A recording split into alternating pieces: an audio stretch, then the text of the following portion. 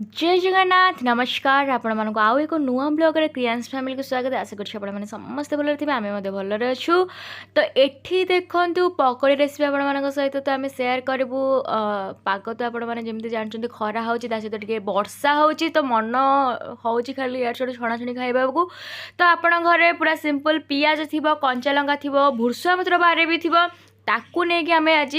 पकोड़ी बनैबा तो देखो बेसन आमर जी अमाउंट दरकार आम नहीं सारीचु नेला पर कौन है ना आगुरी जो आम काटिक रखी थे पियाज कंचा लंका और भूर्सुआ पत्र ताको आम आड करदे बेसन सहित एबे देखो कॉर्नफ्लोर आड करदे जी अमाउंट आपने बेसन नहीं थे आपको जी ठीक लगे से अनुसार आपने कॉर्नफ्लोर ने एठी देखो कि आम लुण आड करदे जोटा हूँ आम नॉर्मल लुण तापर आम कि कौन करवा सोडा आड करदे तापर कि हलदी आड करदे एबे पानी पकईकि भल भाव मिक्स करदे तो आप भावुथे कॉर्नफ्लोर कहीं आम आड कलु एक्चुअली कॉर्नफ्लोर आड करने द्वारा क्रिस्पी टेस्ट गोटे आस तो चाहा को यारे पकोड़ी पूरा मस्त गोटे कॉम्बिनेशन आसो आपण मानक तो निहाती आम प्रोसेस रे पकोड़ी बनैबा भल लगे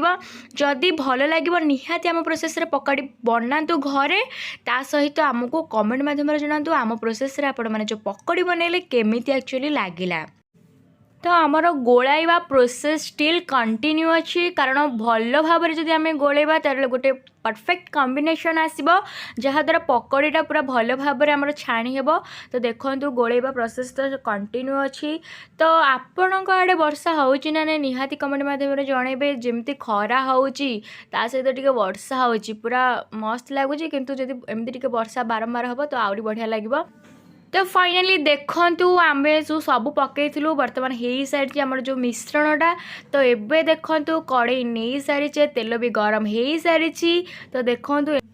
आमर गोटे परफेक्ट साइज पका होची पकोड़ी बनैबा तो देखो पूरा छोट छोट साइज हो तो आपण मैंने चाहिए बड़ बड़ साइज भी करें नॉर्मल साइज भी करें देखो आमर तो एमती गोटे पर्टिकुलर साइज बना हो तो देखो बढ़िया देखा जाउची तो कौन हम ना गोटे पट आमर हो गला आउ किछि समय पर आउ गोटे पट को उल्टे देबा तापर परफेक्ट भाव में आमर पकोड़ी रेडी हो सार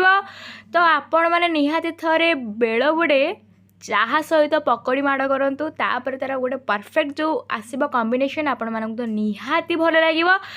तो फाइनाली आमर पकोड़ी रेडी हो सारी तो आपड़ी चाहिए टमाटो केचप सहित पियाज आ पकोड़ी पूरा मस्त कॉम्बिनेशन करके खाई पारे तो देखो भल भाव में आप केयरफुली पकोड़ी गुड़ा भल भाव छाणिक रखिदे जदि चाहिए आपण टिश्यू पेपर यूज करेंगे आशा करुँची आज पकोड़ी रेसिपीटी आपको भल लगी जदि भल लगी निहाती कमेंट माध्यम जनातु आ घरे तैयारी करके खातु आप फैमिली मेम्बर्स को भी सर्व करूँ